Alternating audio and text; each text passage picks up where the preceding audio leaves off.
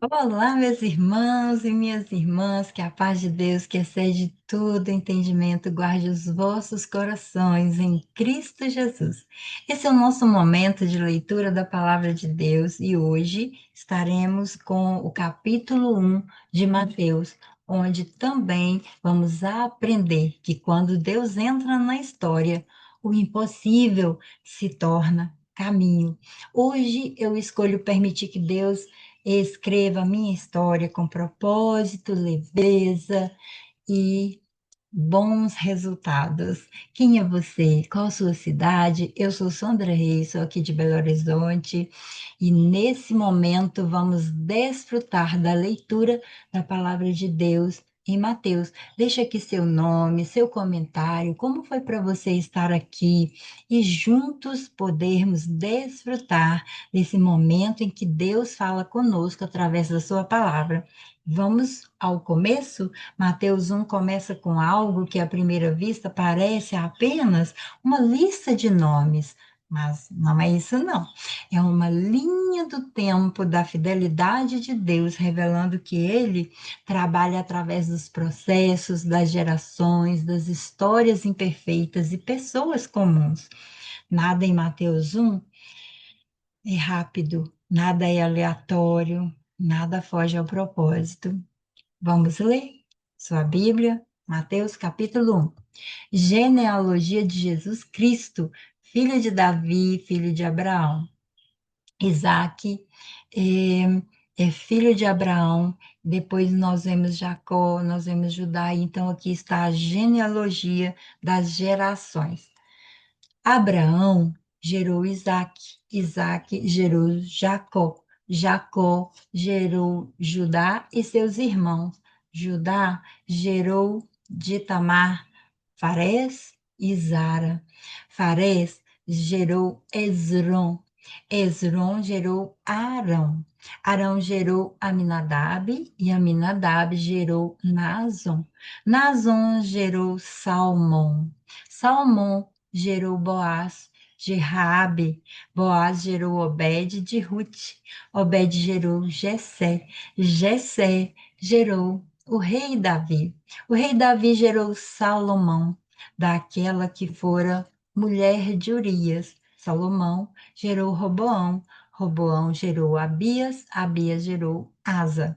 Asa gerou Josafá, Josafá gerou Jorão, Jorão gerou Osias, Osias gerou Joatão, Joatão gerou Acás, Acás gerou Ezequias, Ezequias gerou Manassés, Manassés gerou Amon, Amon gerou Josias, Josias gerou Jeconias e seus irmãos no cativeiro de Babilônia.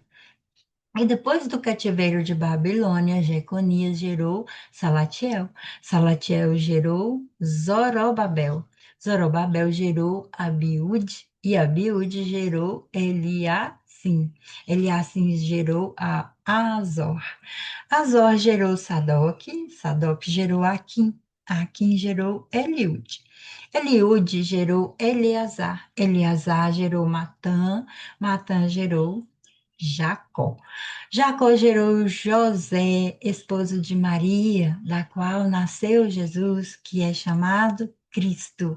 Portanto, as gerações desde Abraão até Davi são 14.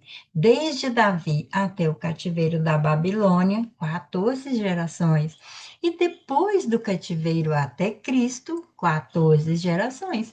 Eis como nasceu Jesus Cristo. Maria, sua mãe, estava desposada com José. Antes de coabitarem, aconteceu que ela concebeu por virtude do Espírito Santo. José, seu esposo, que era um homem de bem, não querendo difamá-la, resolveu rejeitá-la secretamente. Enquanto assim pensava, eis que um anjo do Senhor lhe apareceu em sonhos e disse: José, filho de Davi, não temas receber Maria por esposa, pois o que nela foi concebido vem do Espírito Santo. Ela dará à luz um filho, a quem porás o nome de Jesus, porque ele salvará o seu povo dos seus pecados. Tudo isto aconteceu para que se cumprisse o que o Senhor falou pelo profeta: Eis que a virgem conceberá e dará à luz um filho, que se chamará Emanuel. Isaías 7,14, que significa Deus conosco.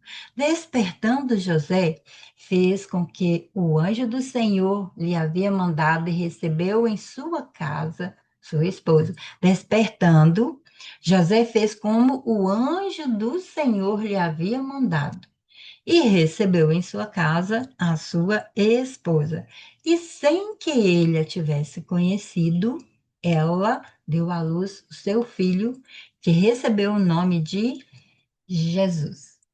Antes de Jesus nascer, existia um rastro de vida que antecede o Messias. E há recomeços, quedas, vitórias, momentos de luz e momentos de sombra, e tudo isso aponta para um Deus que não abandona processos, mas caminha dentro deles até o propósito se revelar. Lembra que eu disse que lá em Gênesis Deus não faz nada no caos? Que eles têm um propósito? Aqui também Deus tem um propósito. E aqui nós entendemos que os processos acontecem até que o propósito de Deus se revele. Mateus quer mostrar que a vinda de Jesus não é um improviso, é promessa, preparação, cumprimento. Assim como Deus estruturou as gerações para que Cristo viesse ao mundo, ele também estrutura os caminhos dentro de nós, para gerar em nós transformação. Você crê nisso?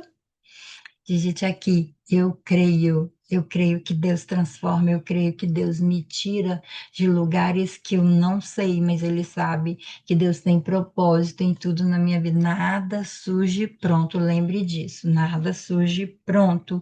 Deus prepara antes de manifestar, ordena antes de se revelar. Deus planta antes de fazer florescer. O caos do silêncio de José. Muitas vezes precisamos passar pelo silêncio. Escreva aí. O silêncio também faz parte da nossa vida. Escreva, guarda isso no seu coração, aqui na sua mente. O capítulo dá um salto da genealogia para o coração de José, um homem que descobre que sua noiva estava grávida e sabe que o filho não é dele.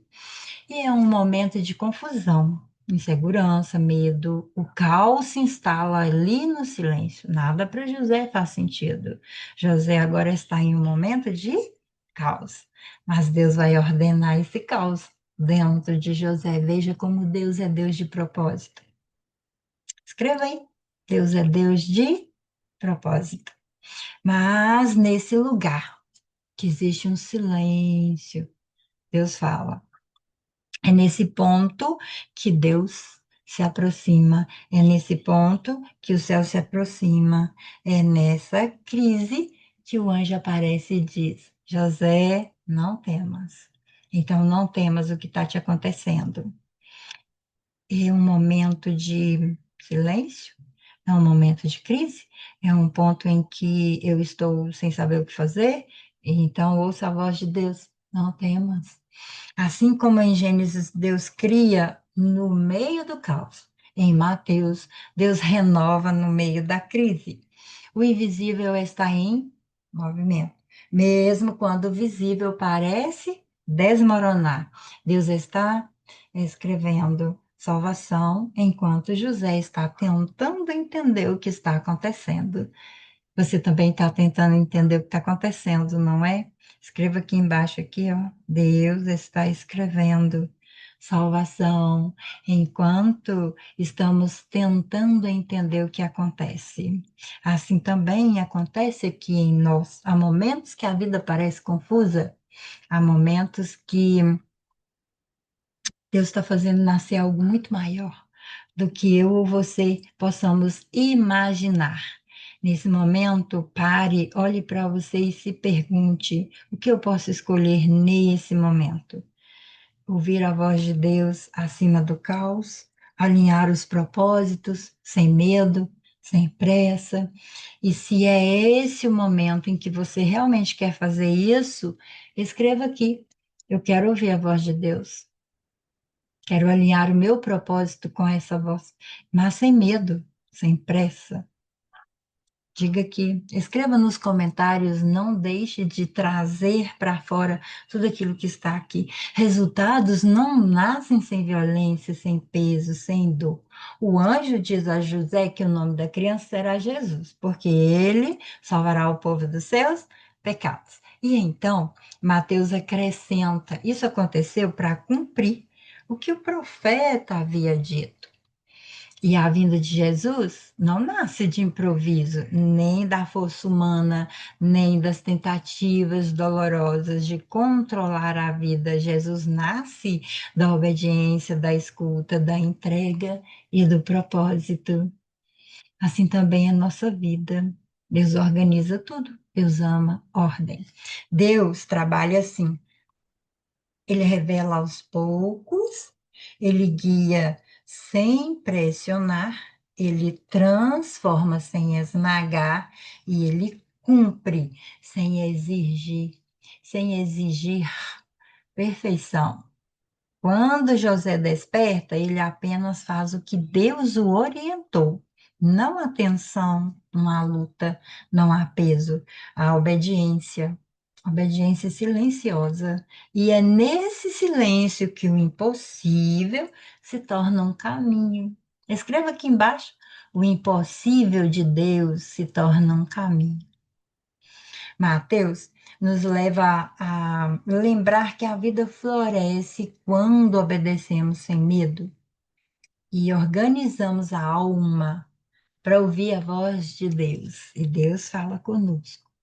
Então, nesse momento, preste atenção, fale para você: eu organizo a minha alma para cooperar com Deus e permitir que Ele escreva resultados em mim, dentro de mim, sem dor.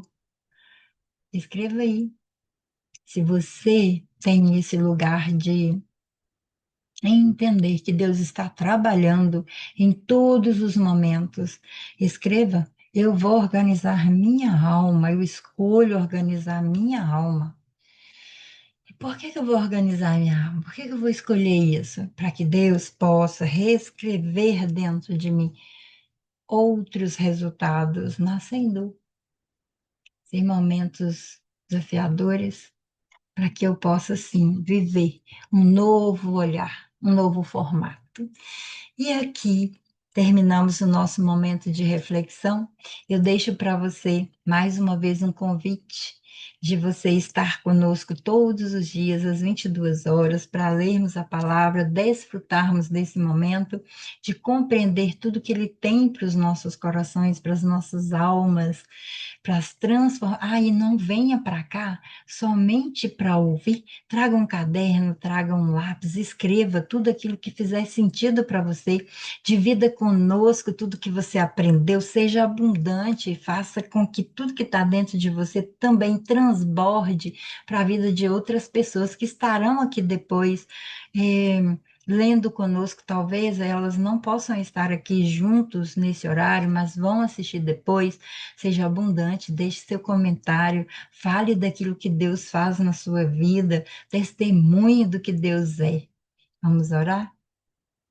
Pai amado, mais uma vez sou grata a Ti por estarmos juntos lendo a Tua palavra e desfrutando do propósito que o Senhor tem para todos nós. Entendemos que o Senhor não cria nada, não faz nada antes de ordenar todas as coisas e que essa ordem também possa existir dentro de nós, que o nosso coração esteja sempre disponível a ouvir a Tua voz, a entender tudo aquilo que o Senhor tem para todos nós, que sejamos filhos obedientes, fiéis à tua palavra, que tenhamos disponibilidade para aprender com teu Espírito Santo, para que possamos florescer todos os dias, produzir frutos em nossa vida espiritual e transmitir esse fruto a outras pessoas e também ser abundante na vida dos nossos irmãos, daqueles que não te conhecem, como testemunhas verdadeiras de tudo aquilo que o Senhor faz por cada um de nós e de tudo aquilo que o Senhor é em nossas vidas, que nessa vida sempre seja abundante, abundante para ouvir a tua palavra e distribuir ao mundo tudo que o Senhor tem sido em cada lar, em cada momento, em cada vivência. É a minha oração no nome do teu filho amado, Jesus. Amém. Até nosso próximo momento de leitura da palavra de Deus. Aguardo vocês.